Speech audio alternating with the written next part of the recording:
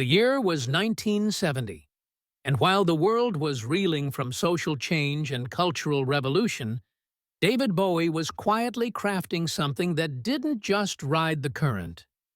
It defied it. This wasn't the wild neon Bowie of the later 70s, but a darker, introspective artist starting to explore themes that would echo through his entire career. He'd soon be labeled everything from a rock star to a cultural icon.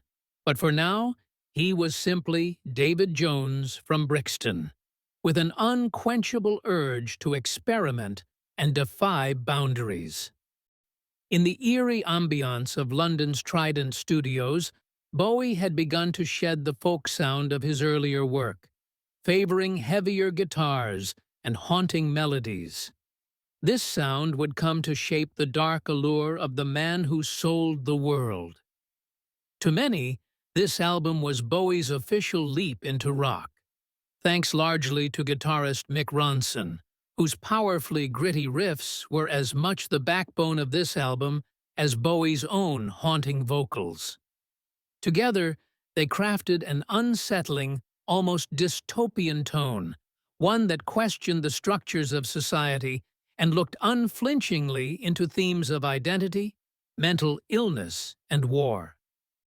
And then there was the album cover. In the UK, Bowie appeared lounging in a long, flowing man's dress, designed by Michael Fish.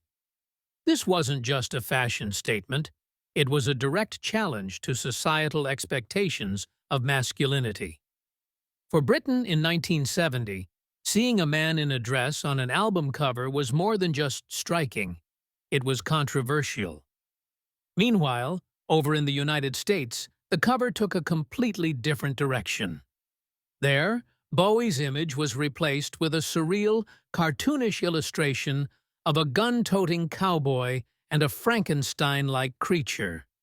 This artwork, unrelated to Bowie's appearance or style, added a bizarre but fitting layer of mystery for American audiences just discovering his music. This album arrived during a particularly intense era. The Vietnam War was ongoing, and protests echoed across continents as young people fought against rigid political and social structures. Bowie, an artist who had always felt somewhat out of place in the status quo, found himself perfectly positioned to channel these shifting sentiments. His lyrics dug into themes of alienation, grappling with the sense of self in a world that seemed to constantly shift. It was a heavy album for a turbulent time, one that resonated because it offered no easy answers, only deep questions. The Man Who Sold the World didn't make Bowie an overnight sensation. Far from it.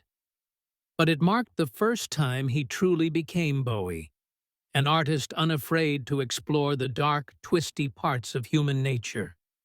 This album set him on a path of continuous reinvention, where every song and every album would challenge assumptions, question norms, and, most of all, invite listeners into a world that only Bowie could create. And in the years to come, that world would expand, taking him from an underground sensation to a legend.